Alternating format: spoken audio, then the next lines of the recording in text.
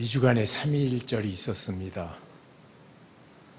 삼위일절은 이 나라 건국의 기초가 된 우리 민족 역사상 가장 위대한 사건 중에 하나입니다. 헤겔이라는 사람이 역사 발전을 이렇게 설명했습니다. 역사 발전이라 하면 자유가 얼마나 진보됐는가 하는 역사다. 이런 의미에서 동양 역사는 세계 역사에 참여할 권리가 없다. 참 동양 사람이 몹시 기분 나쁜 소리 했습니다. 그런데 외국의 어떤 학자가 말하기를 3.1운동은 자유의 확장을 위한 운동이었다. 동양에서 거의 유일하게 자유 확장을 위한 세계 역사 발전에 공헌한 사건이었다고 지적한 학자도 있습니다. 3.1운동은 그처럼 우리 민족뿐만 아니라 세계 역사에서 어떻게 백성들이 자유를 확장시켰는가 하는 운동의 일환으로 유일하게 취급받는 역사입니다. 3.1운동의 대부분은 인구 2%도 안 된 당시의 조그마한 소수 종교인 기독교가 사실 주도했습니다. 33명의 민족 지도자들을 선정하는 과정에 16명이 크리스찬입니다. 그리고 감옥에 갇힌 사람의 70%가 개신교입니다. 아예 캐톨릭은 들어와 있지 않습니다. 이 3.1운동의 주제는 대한 독립 만세였습니다. 어떻게 이 나라가 독립해야 되는가? 크리스찬들은 모두가 다 애국자가 되어야 됩니다. 모든 애국자가 다 크리스찬 말이라는 말은 아닙니다. 사실은 많습니다. 안창호 선생, 이승만 대통령, 또 안중근 의사 할 것 없이 대부분 다 크리스찬들입니다. 그렇지만 모든 사람이 다 애국자는 될 수 없지만 크리스찬은 반드시 애국자가 되어야 되고 모든 애국자가 다 크리스찬은 아니지만 크리스찬들은 언제나 국가의 문제에 대해서 깊은 책임의식을 갖고 살아야 됩니다. 이제 우리 독립됐습니다. 한 걸음 더 나가서 이 세계에서 대통령도 한국의 제1재벌도 법 앞에 평등한 나라를 만들었습니다. 이런 나라 없습니다. 누구든지 법 앞에 평등한 나라. 이것이 진정한 자유 발전의 증거가 됩니다. 그런데 그러면 우리는 이처럼 산업도 발달됐고 문화도 향상됐고 이제 자유민주주의를 이 땅에서 기쁨으로 향유하면서 오늘날 크리스찬들이 민족 국가를 위해서 해야 될 것이 뭔가? 그것은 우리 수건인 통일입니다. 우리 크리스찬들은 통일을 위해서 사실은 대북지원 제가 25년 하면서 보니까 90% 정도는 크리스찬들이 합니다. 어디 가서 무슨 헌신하는 거 봐도 대부분 크리스찬들이 합니다. 그러니까 많은 크리스찬들이 이모로 저모로 숨어서 북녘 동포를 위한 기도와 헌신을 계속하고 있는데 하는 사람만 하고 하지 않는 사람은 이 일과 상관이 없습니다. 오늘 이 시간 우리 그리스도인들이 조국의 가장 큰 현안 문제인 통일 앞에서 어떤 결단과 어떤 지침을 우리가 받고 순종해 나가야 될 것인가? 성경에 이 통일에 대해서 정확하게 기록한 것은 에스겔서에 한번 37장 후반부에 이스라엘이 믿음으로 두 막대기, 높아진 막대기를 믿음의 사람들이 쥐면 하나님께서 통일을 준다는 약속이 있었습니다.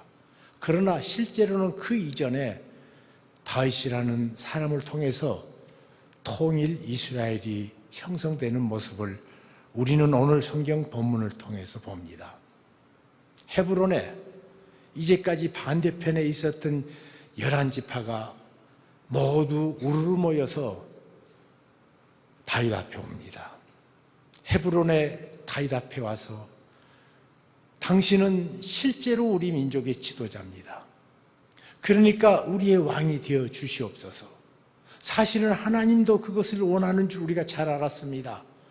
그리고는 왕관을 그 앞에 드리는 놀라운 모습을 오늘 이 성경 본문에서 봅니다. 이 모든 과정을 하나하나 살펴보면서 어제 그제 계속 묵상하면서 마음속에도 이런 아름다운 평화 통일을 어떻게 우리가 성취할 수 있을까 하는 너무 부러운 마음과 기도를 하지 않을 수 없는 며칠을 가졌습니다. 사울이 죽었습니다. 길보아 전투에서 비참하게 블레셋 사람에게 전사해서 비참한 최후를 맞습니다. 그런데 아직 소식을 모르는 이 다윗에게 길보아의 전투에 참석했던 어떤 군사가 사울 왕의 왕관과 그리고 팔에 있는 팔찌를 가지고 와서 말합니다. 보시옵소서, 사울 왕은 이처럼 죽었습니다. 어떻게 죽었냐 그러니까 사울 왕은 몸이 부상돼 가지고 이상 더 몸을 잘 움직일 수 없으면서 자기를 불러서 말하기를 적군이 와서 나를 죽이기 전에 내가 그 고통을 감당할 수 없으니 나를 죽여달라.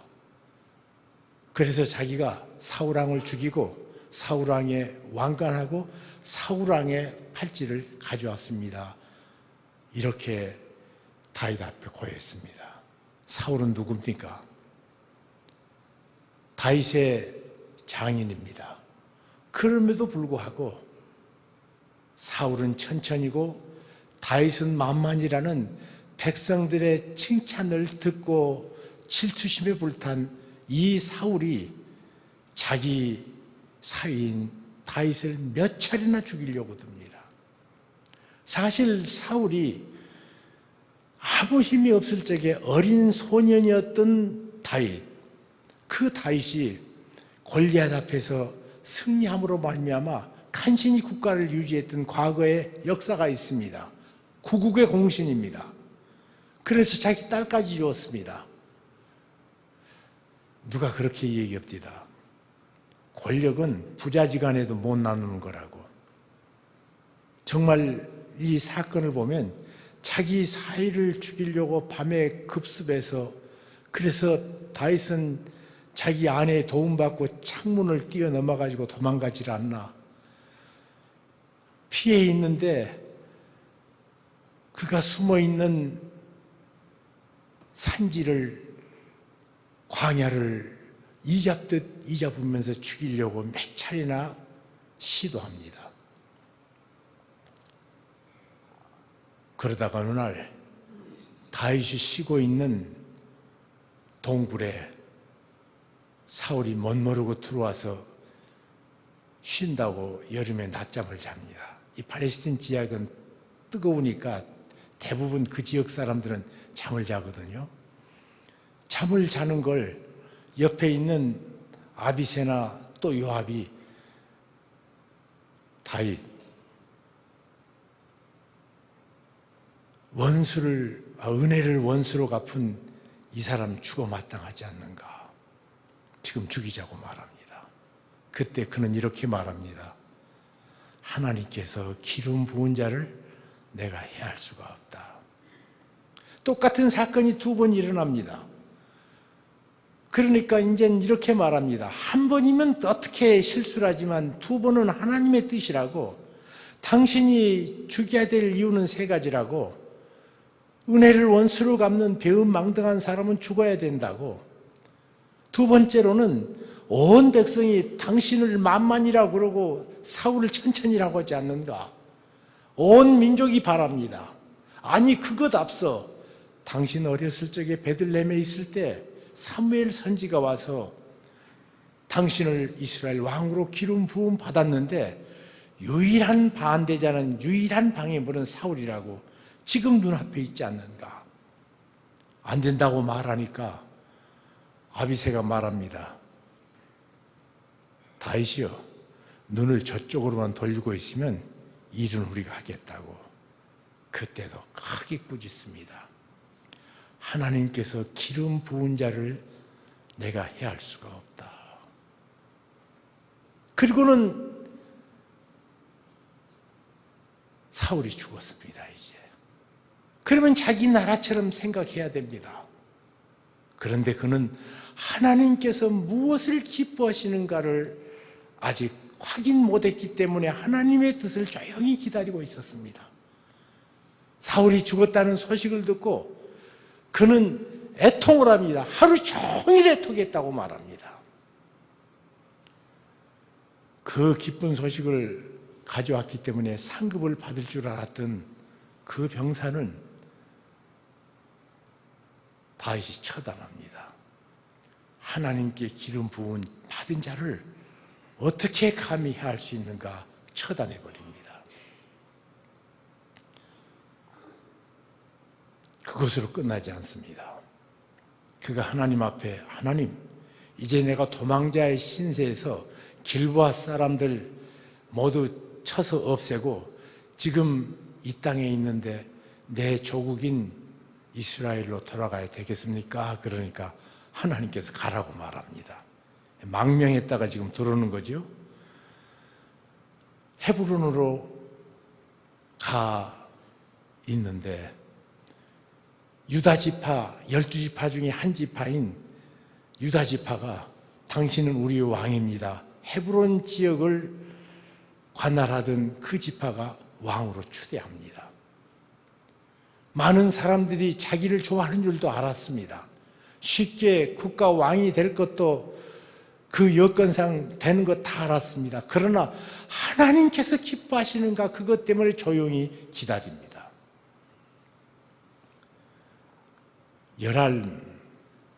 11지파가 모여서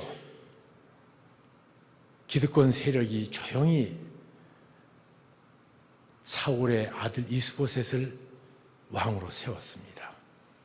그리고 군대 장관 아브넬이 실질적인 통치자가 됐습니다.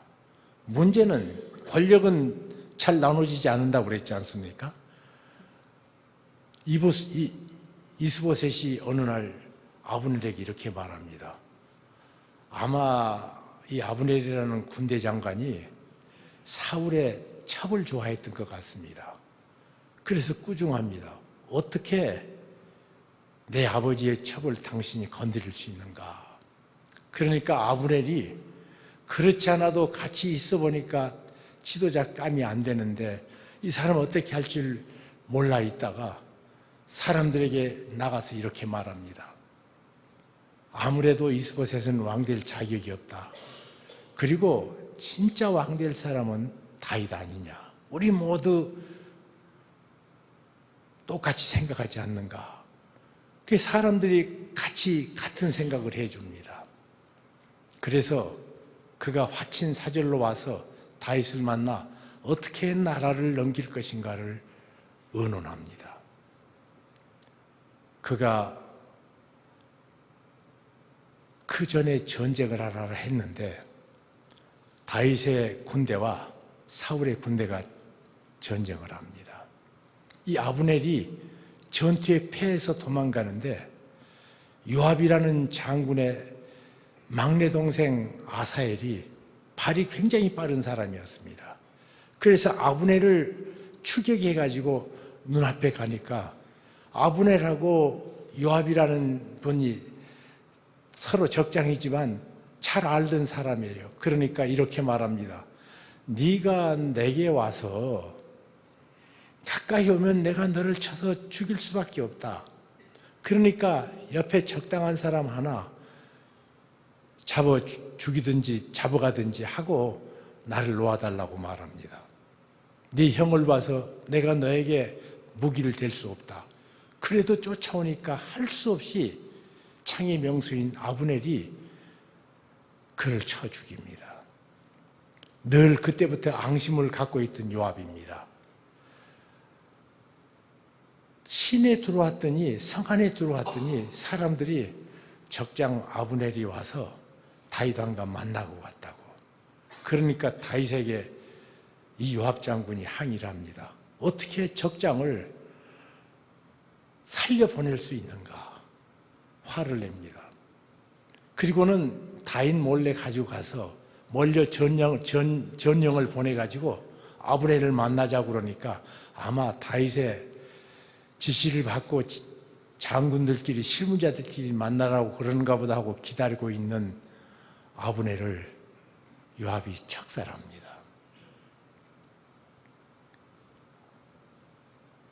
그때 나중에 한 다윗이 얼마나 크게 화내는지, 모든 피는 나에게 돌아간다 외쳐댑니다. 이런 무법한 짓은 해서는 안 된다. 어떻게 내 동족을 전쟁에서 전투하면서 죽이지 않고 이렇게 척살에 암살할 수 있는가? 호통을 칩니다. 그리고는 아브넬을 국가의 공신급 장례식을 성대하게 거행해 직접 왕이 주관을 합니다. 그러면 자, 사울 죽었죠? 그리고 사울 진영에 있던 최대의 장군 아브넬 죽었죠? 통일이 가까운다고 아마 좋아했을 수도 있는데 그분은 눈앞에 있는 통일을 하나님의 뜻을 구하기 전에는 가지 않겠다고 결심하고 하나님의 인도를 구하고 있었습니다. 아브넬이 죽었다는 소식을 듣고 이 11지파들이 소란이 조그만하게 일어나기 시작하더니 급기야 장군 두 사람이, 호위 장군 두 사람이 잠자고 있는 이스보셋 방에 들어가 그를 쳐서 죽이고 목을 베가지고 다윗 앞에 왔습니다. 그리고 당신은 통일 이스라엘 이제부터는 왕입니다. 아마 상 받고 크게 공헌을 누릴 줄로 그렇게 알았겠죠. 그런데 다윗은 그렇게 하지 않습니다.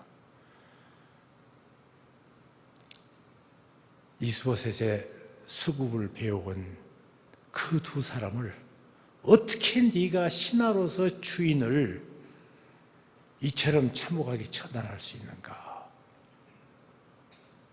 나이가 말이에요, 많아서 모르겠는데 30몇 살 된 젊은 청년이 눈앞에 보이는 이익보다 하나님의 뜻을 그처럼 간절하게 구했는가? 이 사람을 향해서 성경은 말합니다. 이새의 아들 다윗을 만나니 내 마음에 합한 자다. 그러니까 하나님께서 세운 사울 왕을 자기는 손댈 수 없단 말입니다. 하나님께서 세웠기 때문에. 그런데 그 마음이 그때뿐만 아니라 그 다음에 왕을 죽인 사람과 그리고 적장인 아브넬을 죽인 사람과 그리고 자기하고 지금 정면 대기하고 있는 이스보셋을 죽일 때도 그 마음이 한결같습니다. 이새의 아들 다윗은 내 마음에 합한 자라. 내가 그를 통하여 내 뜻을 이루리라 하시고 다 이루셨도다. 다윗의 생애는 하나님의 뜻과 늘 마음을 합하기 위해서 열심히 했습니다. 그 하나님께서는 말씀하십니다. 내 마음에 합한 다윗을 통해 하나님의 내 뜻을 다 완성시키겠다고 말합니다. 다윗의 생애는 기적 같은 생애입니다. 이 세상에 그처럼 멋진 인생을 산 사람은 없습니다. 그런데 그것이 다윗이 잘나서 그렇게 산 것이 아니라 다윗이 믿고 신뢰했던 하나님께서 자기의 선하시고 온전하시고 거룩하신 뜻을 그를 통해서 다 이루신 것입니다. 그래서 평화 통일을 전쟁 없이 11지파 모두 지도자들이 와가지고 우리의 왕이 되소서, 평화 통일의 효시입니다. 그런데 독일 평화 통일도 그리스도인들이 그 일을 완성합니다. 많은 사람들이 이제는 제가 언제 독일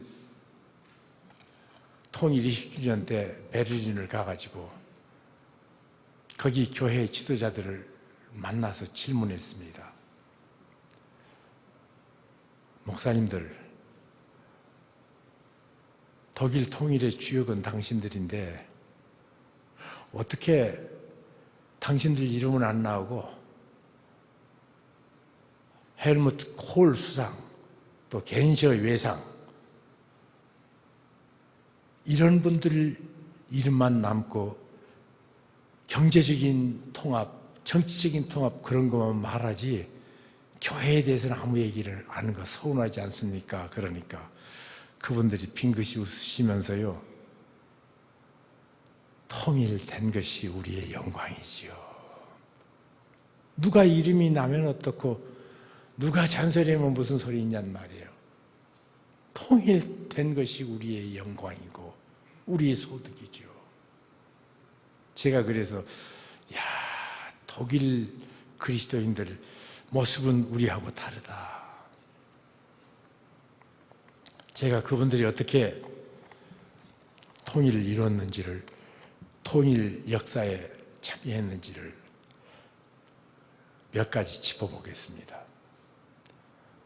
연합군이 독일을 침공해서 모두 정복한 다음 동독과 서독으로 신탁 통치를 했고 국가를 나누었습니다. 국가가 나눠졌으니까 교회도 나눠져야 되는데 교회는 우리는 하나다. 그리고 한 교회를 계속했습니다. 동독에서 이 교회 대표 회의를 못하게 하려고 길을 막으니까 가장 가까운 국경지대에 서로 모여가지고 전화 코드를 꼽아가지고 전화 코드로 회장 뽑고 부회장 뽑고 우리는 하나다. 그것으로 끝나지 않습니다. 동독은 종교세를 폐지했습니다. 독일은 종교세로 교회가 운영되는 나라입니다. 국교가 아닌데도 전통적으로 모든 사람이 세금을 냅니다. 그 세금 일부분 중에 종교세가 있습니다. 그 종교세를 가지고 교회가 썼는데 서독은 계속하지만 동독은 끊어버리니까 말살 정책입니다. 그때 서독의 교회는 자기들에게 써야 될 종교세를 넣어가지고 동독교회에 보내기 시작합니다. 우리는 하나다예요. 말은 멋지게 잘할 수 있습니다. 그런데 어디서 문제가 되냐면 이해관계가 생기면 그때는 꼭 달라져요, 사람이. 그래서 나는 사람 말 안 믿습니다. 멋진 말 하는 사람일수록 잘 못 믿겠어요. 말은 쉽고 잘하지만 실제로 손해보자 그러면 손해볼 수가 없는데 서독교회는 자기 예산을 갈라서 동독교회의 지분을 그대로 다 채워주었습니다. 얼마 있다가 계속 노력한 결과에 의해서 편지가 왕래하는 첫 번째 교류가 시작됐습니다. 제 동생들이 두 놈이나 독일에서 공부했기 때문에 제가 늘 특별히 베를린에서 했기 때문에 베를린을 가봅니다. 언제 이스터 부활절 전인데 그 사람들이 쫙 서 있습니다. 그래서 내 동생 보고 저거 뭐 하는 사람이냐 그러니까 이 부활절 때 부활절 카드를 동독에 보낸대요. 그래서 아니 거기 뭐 친척들에게 보내냐 그러니까 아니라는 거예요. 독일 교회에서 착심하고 자기들이 수집할 수 있는 모든 주소는 동독 주소를 알아가지고 교인들이 부활하신 예수 그리스도의 은총이 임하기를 구한다고 사망 권세 이기신 우리 주님은 부활의 주님이시라고 계속 카드를 보낸대요. 크리스마스는 또 선물까지 보낸답니다. 크리스마스는 더 길대요. 선물까지 소포 보낸다고. 제가 그거 보고 참 얼마나 마음이 부러웠는지. 그 다음에 편지 안내가 어느 정도 되다가 이제는 특정한 사람들에 의해서 성분 좋은 사람들로부터 시작해서 동서독 왕래가 부분적으로 시작됐습니다. 그런데 문제는 똑같이 마르크를 쓰거든요. 돈 단위가 마르크입니다. 서독돈, 동독돈 실제로는 달러로 바꾸면 5대 1입니다. 이렇게 서독 마르크가 동독 오면 5마르크를 줘야 1마르크가 돼요. 그래서 내 동생들은 악보를 사려고 음악 공부를 했기 때문에 동독 가면 꼭 5배를 사온대요. 그래서 신청해서 가갖고는 책 사오는 재미로 동베를린으로 서베를린에서는 브란덴부르크의 그 문만 지나가면 되거든요. 아침 갔다가 저녁에 사오고 자이스 안경도 똑같은 공장이 양쪽으로 놓아졌는데 자이스 안경이나 자이스 망원경도 꼭 5분질밖에 안 된대요. 그래서 거기 가서 물건을 사오는 걸 제가 봤습니다. 문제는 서독 사람은 동독 가서 돈을 쓰니까 문을 열어놨는데 이제는 동독 사람이 서독 오려면 돈이 적으니까 어디 갈 수가 없단 말이에요. 잘. 그것을 한 서독 교회가 교회마다 아침 식사 그리고 저녁에 잠자리 제공한다고 예배당마다 써서 붙여놨습니다. 그래서 한두 사람이 나와보니까 아니 먹고 채워주는 건 교인들이 해주거든요. 그래서 이 사람들이 가기 시작하고 그러니까 나중에 돈 없는 사람도 가고 그래서 왕래 폭이 커졌습니다. 그것으로 끝나지 않습니다. 서독교회는 자기들의 예산과 헌금을 따로 해가지고 동독교회를 구체적으로 돕습니다. 제가 20주년 때 가가지고 물었습니다. 서독교회가 동독교회를 얼마나 도왔느냐? 그러니까 그 말하는 액수가 엄청나더라고요. 그래서 그것이 잘 써졌냐 그러니까 20주년 되면서부터 동독의 정보처에 모든 문서가 자기 것은 가서 열람해 볼 수 있대요. 남의 건 안 됩니다. 지금도 그게 풀렸는지 안 풀렸는지 모르겠는데 20주년 딱 되면서 시작된 것이 동독에서 동독과 교류했던 사람은 동독에서 자기가 무슨 일을 했고 동독에서 내가 투자한 것이 어떻게 쓰여져 있고 이것을 확인할 수 있대요. 그래서 서독교회가 그것을 얼마 전에 계산하기 시작해 보니까 교회 안에 동독 정보부가 운영하는 것이 한 70%가 돼가지고 여기서 도와주는 거 70%는 이 정보기관이 가져가고요. 30% 정도가 효과 있게 써졌더래요. 그러니까 사실은 무슨 퍼주기식 했다 그러면 이 서독교회가 꾸중을 엄청 드려야 되는데 세계교회의 깊은 추앙을 받습니다. 그리고 돈을 어디다가 많이 썼는 거니? 복음 전하다가 감옥에 갇힌 전도자들, 감옥에 있으면 돈으로 그들이 원하는 것을 해결해주고, 동독 당국이 원하는 것을 해결해주고, 그리고 사람을 빼오고, 18세 이하에는 성경 교육을 안 시켰는데, 기어코 우리는 어릴 적부터 성경 속에 자랐는데 어떻게 아이들에게 성경 공부를 안 시킬 수 있는가? 모든 공산주의 교육은요, 18세 이하에게는 기독교 교육 못하게 합니다. 그런데 동독에서 최초로 그러면 성경 공부는 해라. 그래서 젊은 청년들을 성경 공부하기 시작하자 그 성경으로 깨어난 동독 청년들이 말씀의 삶을 살기 시작합니다. 그리고 이 사람들은 기도회를 전국 단위로 청년 모임들을 갖기 시작하자 성 니콜라이 교회가 1989년에 기도회를 거기서 개최합니다. 그러니까 전국 각지에서 교회 대표들, 청년들이 모여서 성경 공부하고 기도회를 하는데 갑자기 기도 가운데 이분들이 외쳐대기 시작했습니다. 하나님,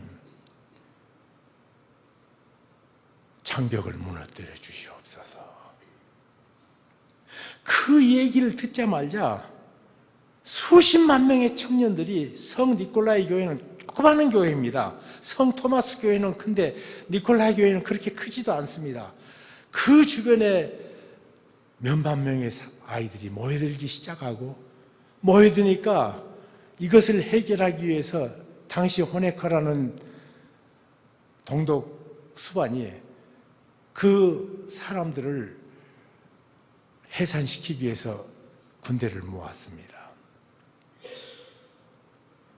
그리고는 이 라입지 이 시 자체를 완전히 포위했습니다. 소요 사태를 일어나게 하기 위해서 풀악지를 보내서 그 안에서 성경 공부하는 아이들을 끌어내고 발로 차고 깡패 같은 사람들이 가서 회방 놓기 시작해서 서로 분란이 일어나면 군대를 투입하겠다. 그런데 성경 공부한 그 청년들이 오른밤을 때리면 왼밤 맞자. 폭력은 폭력을 키운다. 칼을 쓰는 자는 칼로 망한다. 구호를 외쳐대기 시작해서 그냥 그대로 맞고, 그리고는 계속 학생들이 모여들고 서방의 모든 언론들이 다 모여서 이제는 군사작전을 펼 수 없을 정도로 분위기가 바뀌었습니다.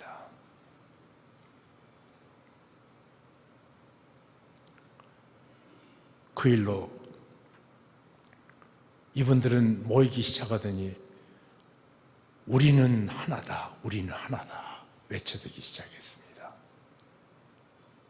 이 소요 사태를 진정시키기 위해서, 그리고 이 사람들이 요구했던 것 중에 가장 큰 것이 우리를 자유스럽게 우리 여권 가지고 여행할 수 있게 해달라, 그렇게 말했습니다.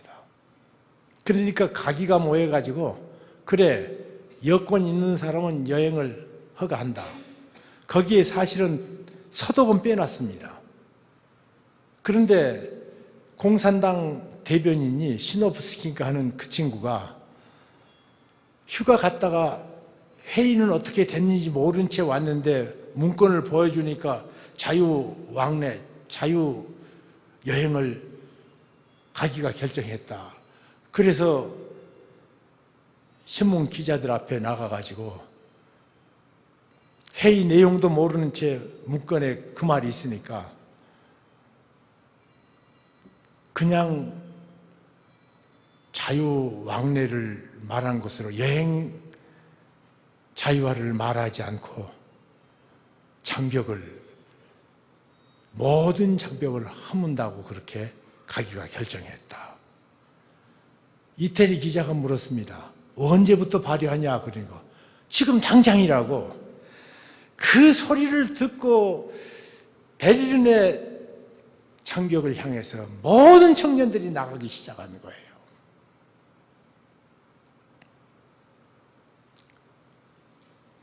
그리고는 서독에서는 그 뉴스를 받아가지고 지금부터 동독 가기는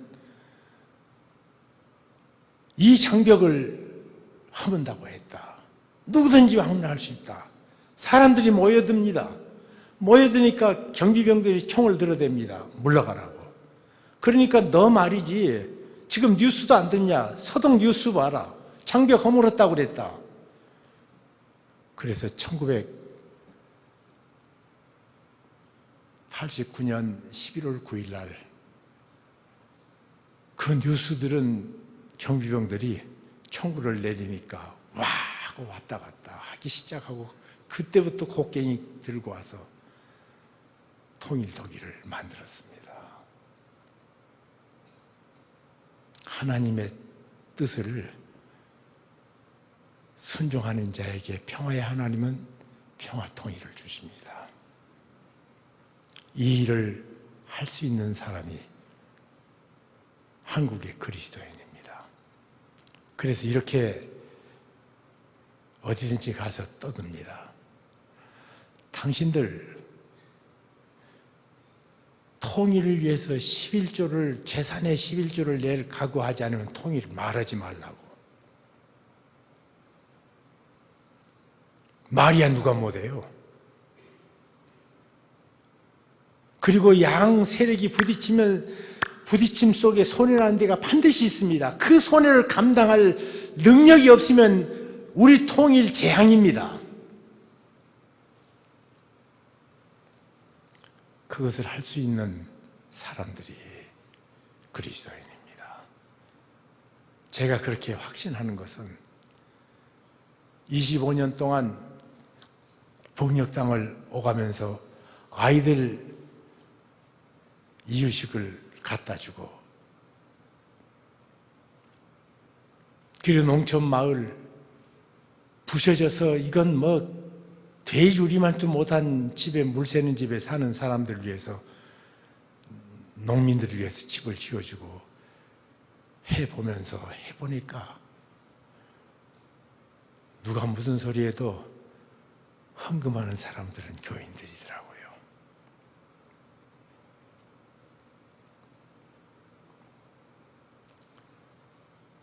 삼일절을 지내면서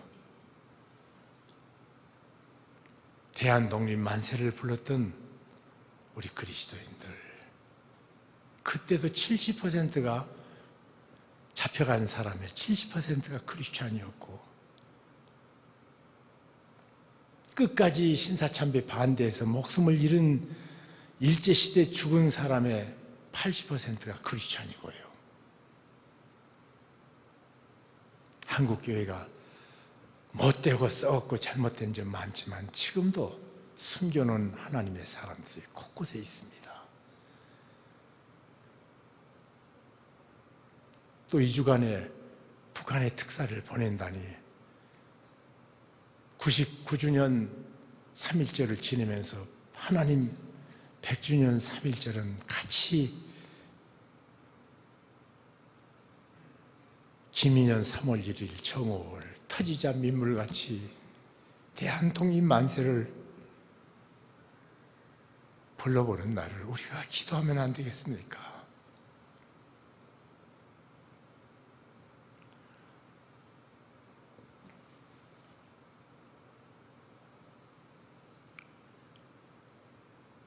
우리가 그리스도인으로서 이 땅에 살면서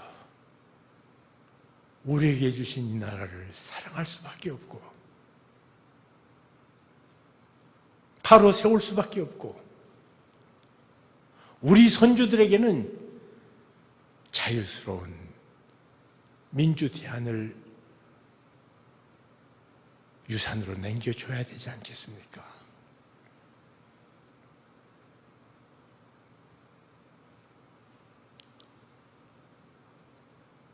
하나님께서 통일의 영광의 날 주시기를 독일 교회는 하고 한국 교회는 못합니까? 독일 교회가 믿었던 하나님도 우리가 믿는 하나님과 같은 하나님이십니다. 역사의 주인이십니다. 믿음으로 저들이 행할 적에 마치 여리고가 무너졌던 것처럼 독일 장벽은 무너졌고 그 하나님께서 우리가 믿음으로 핵으로 전쟁 위험 앞에 서 있는 우리가 믿음으로 행진하면 살아계신 하나님께서 홍해를 가르신 그 능력으로 이 나라의 통일의 대로를 열어주실 줄로 믿습니다. 이런 은혜가 우리 모두에게 함께하는 복된 1년이 되기를. 3.1절은 우리가 부르는 노래를 같이 부를 수 있고 삼천리 방방곡곡에 태극기가 다시 날려야 되고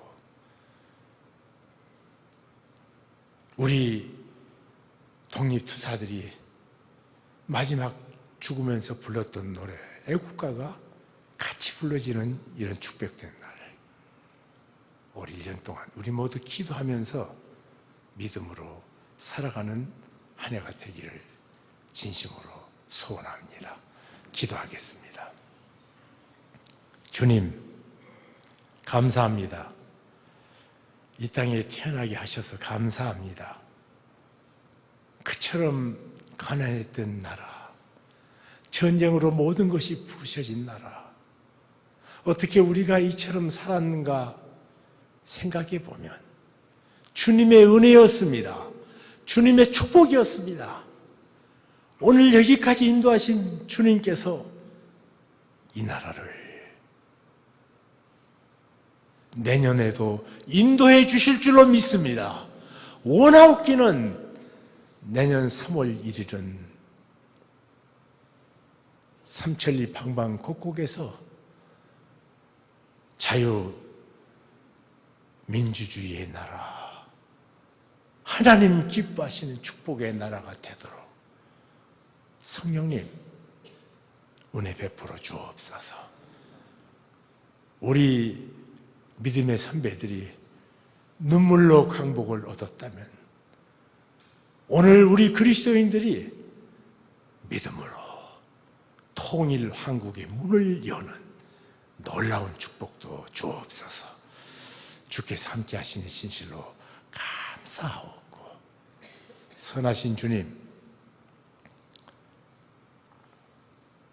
하나님의 뜻 안에서 이스라엘 통일된 그 일을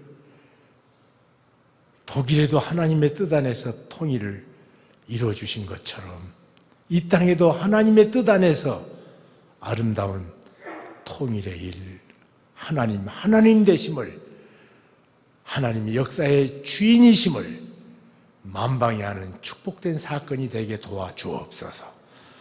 예수 그리스도 이름으로 기도하옵나이다. 아멘.